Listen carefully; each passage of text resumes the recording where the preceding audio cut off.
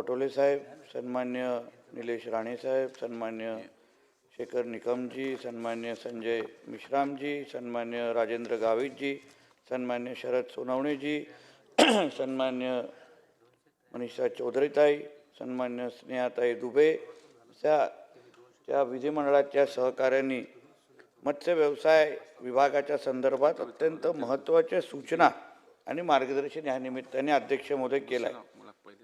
अध्यक्ष महोदय, सूचनांवर बोलण्याच्या अगोदर एकंदरीत राज्याच्या मच्छीमारांच्या समोर जो महत्त्वाचा प्रश्न किंवा जो त्यांना चिंतेची बाब ते त्यांच्या नजरेसमोर आहे ती म्हणजे डिझेलवरील तो जो बल्क कन्झ्युमरमध्ये त्यानुसार त्यांच्याकडून जो दर आकारण्यात येत आहे त्या संदर्भात अध्यक्ष महोदय राज्याचा मच्छीमार चिंतेत आहे। या निमित्ताने सभागृहाच्या निमित्ताने मी राज्याच्या सर्वच मच्छीमार बांधवांना विश्वास देईन की या संदर्भात स्वतः राज्याचे मुख्यमंत्री आदरणीय देवेंद्र फडणवीस साहेबांनी प्रधानमंत्री कार्यालयापासून केंद्र सरकारचे संबंधित मच्छीमार खात्याचे जे केंद्रीय मंत्री आहेत त्यांच्याशी संपर्क साधून या बाबतीमध्ये सकारात्मक निर्णय कसा घेता येईल या दृष्टिकोनातून पावलं उचललेली आहेत आणि म्हणून आपल्या माध्यमातून मी विश्वास देतो येणाऱ्या काही दिवसांमध्ये या बाबतीमध्ये मच्छीमार बांधवांना गोड बातमी निश्चित भेटेल हा विश्वास आपल्या माध्यमातून मी मच्छीमार बांधवांना देईन। अध्यक्ष महोदय, सन्मान्य नाना पटोले साहेबांनी कृषीच्या दर्जा संदर्भात जो एक विषय समोर केला की वीज दरामध्ये सवलत भेटत नाही अशी एक केस नाना पटोले साहेबांनी केली समोर सांगितली। अध्यक्ष महोदय, असा एक महत्त्वाचा निर्णय घेतल्यानंतर साधारण ह्याच्यानंतर आम्ही GR काही काढले आणि अपेक्षा एवढीच आहे की हा अंमलबजावणीमध्ये सभागृहाच्या विविध सदस्यांनी ज्यांना ह्याच्यामध्ये काही त्रुटी आढळतात जिथेही हे GRची अंमलबजावणी व्यवस्थित होत नसेल ती माहिती अगर आमच्यापर्यंत पोहोचवली तर त्या जिल्ह्याचा जो मत्स्य व्यवसायाचा आमचा अधिकारी आहे त्यांच्याशी बोलून त्या त्रुटी दूर करण्यामध्ये आम्हालाही मदत होईल असं ह्या निमित्ताने सांगितलं। जसं नाना पटोले साहेबांनी एक केस सांगितली त्वरित त्याच्यावर कारवाई केली जाईल, पण एवढा मोठा निर्णय जेव्हा आपण घेतो तर अंमलबजावणीमध्ये सन्मान्य आमदार महोदयांनी आम्हाला सहकार्य करावं एवढा आवर्जून ह्या निमित्ताने मी उल्लेख करेन।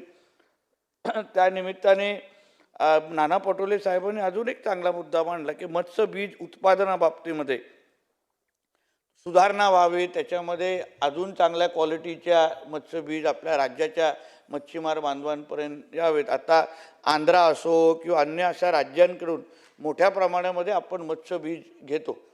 अध्यक्ष महोदय, आमचा असा प्रयत्न आहे किंवा ह्या बाबतीमध्ये आपण नोटिफिकेशनही काढलेलं आहे की मत्स्य बीज तयार करणाऱ्या असंख्य महाराष्ट्रातल्या पण चांगल्या कंपन्या आहेत। आंध्राच्याकडून येणाऱ्या बाबतीमध्ये काही तक्रार नाही, पण क्वालिटीच्या बाबतीमध्ये दराच्या बाबतीमध्ये आपल्याही राज्यामध्ये चांगल्या मत्स्यबीज केंद्र आहेत, काही चांगले वेंडर आहेत, त्यांनाही कसं आपण प्रोत्साहन देऊ शकतो त्या बाबतीमध्ये आम्ही प्रयत्नशील आहोत जेणेकरून येणाऱ्या कालावधीमध्ये आंध्रापेक्षाही पुढे याही क्षेत्रामध्ये आमचे स्थानिक जे काही मत्स्यबीज केंद्रातले मत्स्यबीज तयार करणारे जे काही केंद्र आहेत त्यांनाही योग्य पद्धतीने आम्ही प्रोत्साहन देऊ शकतो या पद्धतीने अध्यक्ष महोदय आमचा प्रयत्न आहे। या मत्स्यबीज संपदा योजनेच्या अंतर्गत पटोले साहेब आपल्याला मत्स्यबीजसाठी चांगलं अनुदान आम्ही त्या योजनेमध्ये त्याची तरतूद केलेली आहे। त्याचबरोबर DPDCच्या निधीमध्ये 5% निधी ह्या संदर्भात म्हणजे मत्स्य व्यवसायावर खर्च करावेत या दृष्टिकोनातून त्या पद्धतीचे पालकमंत्री महोदयांना या बाबतीमध्ये सूचना दिल्या गेलेल्या आहेत। आदरणीय निलेश राणे साहेबांनी जो मी बल्क कन्झ्युमरचा मुद्दा घेतला तो त्यांनी प्रामुख्याने तिथे मांडला आणि त्याचबरोबर जो मत्स्य व्यवसायाला कृषीच्या दर्जा संदर्भातला जो विषय त्यांनी मांडला अध्यक्ष महोदय ह्याच्या बाबतीमध्ये जो आमच्या कृषी खात्याने आमच्या कृषी मंत्र्यांनी पण त्याचा उल्लेख केला त्याच्यामध्ये ज्या काही सवलती आहेत जे काही शेतकऱ्यांना मिळणारी मदत तशी आमच्या मच्छीमार बांधवांना कशी मिळावी त्या दृष्टिकोनातून हा निर्णय घेतलेला आहे। अध्यक्ष महोदय, फेब्रुवारीमध्ये जेव्हा मराठवाड्यामध्ये नुकसान झालं वादळामुळे पावसामुळे त्याच्यामध्ये जे काही तलावामध्ये जे काही मच्छीचं नुकसान झालं त्या बाबतीमध्ये पहिल्यांदा राज्य सरकारच्या वतीने मच्छीमारांच्या मदतीसाठी म्हणजे पाण्यातल्या मच्छी उत्पादन करणाऱ्या मच्छीमारांसाठी 100 कोटीची तरतूद केलेली आहे आणि त्या बाबतीची मदत वाटप करण्याची सुरुवात अध्यक्ष महोदय ह्या निमित्ताने झालेली आहे. म्हणून कृषीचा दर्जा मिळवण्याची जी मदत किंवा जो काही फरक आहे तो टप्प्याटप्प्याने राज्यामध्ये सगळीकडे निश्चित पद्धतीने दिसेल हा विश्वास सभागृहाला मी या निमित्ताने देईल. अध्यक्ष महोदय, आमचे शरद सोनवणे जी आहेत आमदार महोदय, त्यांनी गोड्या पाण्याच्या धोरणाबद्दल आपण काहीतरी करणार आहात का असं त्यांच्या पद्धतीने स्टाईलने आम्हाला विचारलं. सोनवणे साहेब, ह्या बाबतीमध्ये आम्हालाही जेव्हा मी या खात्याचा मंत्री झालो आणि आमच्या गोड्या पाण्याच्या एकंदरीत तलावासंदर्भात आदरणीय मुख्यमंत्री साहेबांनी मला थोडं जास्त लक्ष ठेवायला सांगितलं, कारण का ह्याच्यामध्ये धोरणात्मक अध्यक्ष महोदय निर्णय घेण्याची गरज आहे.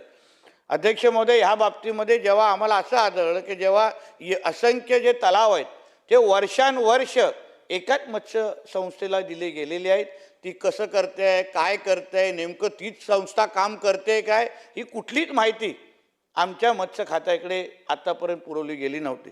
आम्ही अध्यक्ष महोदय ह्याच्या बाबतीमध्ये काय तोडगा काढला सोनवणे साहेब, की आम्ही AIची मदत घ्यायला आता सुरू केलेली आहे. AIच्या निमित्ताने ह्या जेवढ्या ज्या मत्स्य संस्था आहेत ज्या गोड्या पाण्यातल्यामध्ये मासेमारी करतात त्यांची सगळीची सगळी माहिती आम्ही मार्वल नावाची जी एक कंपनी आहे त्या माध्यमातून आम्ही AI टेक्नॉलॉजीचा वापर करून डिजिटलायझेशन सुरुवात केलेली आहे. म्हणजे आता जो काय तलाव कुठल्याही मत्स्य संस्थेकडे असेल त्याची पूर्ण माहिती, म्हणजे त्यांनी रजिस्ट्रेशन किती वर्ष केलेले, साधारण एक तलाव 5 वर्षापर्यंतच आपण देऊ शकतो. पण अगोदर काय व्हायचं, एकच तलावाला 25-25, 30-30 वर्ष आपण सगळ्या जणांना देऊन ठेवलेलं आहे आणि त्याच्यामुळे हे प्रश्न निर्माण झालेले आहेत. ह्याच्यामध्ये पारदर्शकता आणण्याच्या दृष्टिकोनातून अध्यक्ष महोदय आम्ही निश्चित पद्धतीने पावलं उचललेली आहेत. आमदार साहेब, येणाऱ्या कालावधीमध्ये तुम्हाला हा प्रश्न विचारायला लागणार नाही याची निश्चित पद्धतीने काळजी आम्ही यापुढे घेणार आहोत. अध्यक्ष महोदय, आमचे आमदार राजेंद्र गावित साहेबांनी पण पालघर जिल्ह्यासंदर्भात असंख्य महत्त्वाच्या काही मागण्याही केल्या. त्याच्यामध्ये पालघरमध्ये प्रशिक्षण केंद्र असो किंवा विविध योजनांच्या माध्यमातून कालच अध्यक्ष महोदय आदरणीय मुख्यमंत्री साहेबांनी पालघर दौऱ्याचा पूर्ण दौरा केला आणि त्याच्यामध्ये विविध जे प्रकल्प आहेत, बंदर खाते असो किंवा मत्स्य व्यवसाय खाते असो, त्या बाबतीमध्ये दौरा करून विविध आम्हाला सूचना दिलेल्या आहेत, मार्गदर्शन केलेलं आहेत आणि येणाऱ्या कालावधीमध्ये जे जे मुद्दे आज गावित साहेबांनी ह्या निमित्ताने विचारलेले आहेत त्यांची उत्तरं शब्दापलीकडे कृतीतून त्यांना निश्चित पद्धतीने मिळतील हा विश्वास या निमित्ताने मी त्यांना देतो. अध्यक्ष महोदय, आमचे आमदार मिश्राम साहेब आहेत, त्यांनी गोसीखुर्द जलाशयामध्ये त्या बाबतीमध्ये प्रश्न इथे विचारलेला आहे. हा संबंधित जो जलाशय आहे तो हस्तांतरित झाला असून सदर जलाशयामध्ये नोंदणी झालेल्या संस्थांकडून ठेका मागणीचा प्रस्ताव मागणीनुसार करण्यात येत आहे. म्हणजे ह्याच्यामध्ये अध्यक्ष महोदय जे काही त्यांना अपेक्षित जे काम आहे त्यांच्याशी वैयक्तिक पण ते माझ्याशी या बाबतीमध्ये बोलले आहेत, ते निश्चित पद्धतीने पूर्ण केलं जाईल. आमच्या मनीषाताई चौधरींनी मुख्यमंत्री मत्स्य संपदा योजना ज्याच्यासाठी आपल्या राज्याची ती पहिली राज्यस्तरीय योजना आहे अध्यक्ष महोदय, 1240 कोटी त्या योजनेच्या अंतर्गत आपण तरतूद केलेलं आहे. ताईंचं मागणी आहे की आम्हाला त्या योजनेच्या अंतर्गत एक काही त्यांना मत्स्य बाजार म्हणजे आपले फिश मार्केटची मागणी त्यांनी आहे. अध्यक्ष महोदय, ह्या योजना अंतर्गत मी अन्य आमदार महोदयांनाही सांगेन, आपल्या शहरामध्ये नगरपालिका क्षेत्रामध्ये अध्यक्ष महोदय आपल्याला ह्या योजना अंतर्गत मत्स्य फिश मार्केटची चांगली तरतूद या योजनेच्या अंतर्गत केलेली आहे. म्हणून ह्याच्यातून भविष्यामध्ये नवीन बाजारपेठ उपलब्ध अगर आपण मच्छीमारांना करून दिली तर निश्चित पद्धतीने थेट परिणाम त्यांच्या उत्पादनावर या निमित्ताने भेटेल आणि त्याचबरोबर शहरवासियांना पण चांगल्या दर्जाचे मासे खायलाही त्या निमित्ताने भेटतील. आमच्या स्नेहा दुबे ताई आहेत, त्यांनीही मुळामध्ये त्यांनी वसईमध्ये पण मत्स्य म्हणजे मच्छी मार्केटची मागणी केलेली आहे, त्यानुसार त्याची मागणी पूर्ण करण्याच्या दृष्टिकोनातून त्यांना सहकार्य केले जाईल.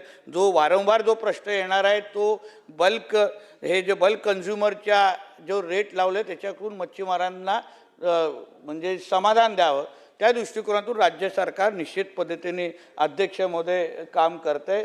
अध्यक्ष महोदय आजच आपल्या सभागृहामध्ये आपण मासेमारीची कालावधी वाढवलेली आहे, म्हणजे 15 ऑगस्टपर्यंत केलेली आहे.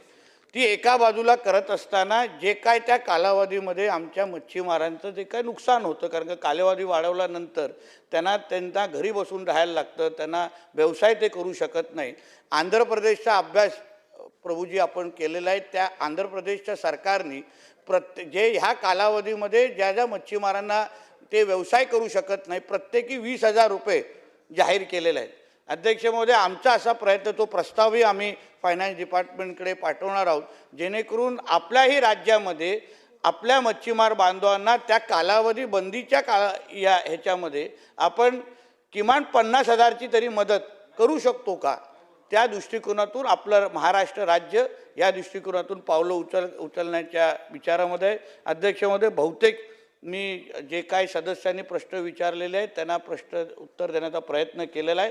अन्य काही राहिले असतील तर त्यांना आम्ही लेखी उत्तरं किंवा दालनामध्ये बैठक घेऊन निश्चित पद्धतीने त्यांचं समाधान करण्यात येईल.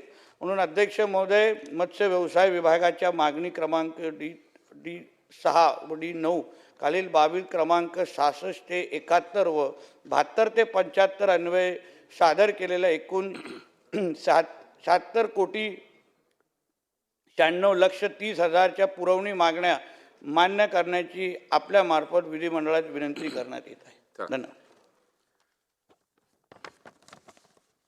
आता मी सन 2026-27च्या पुरवणी मागण्यावरील 1. कृषी पशुसंवर्धन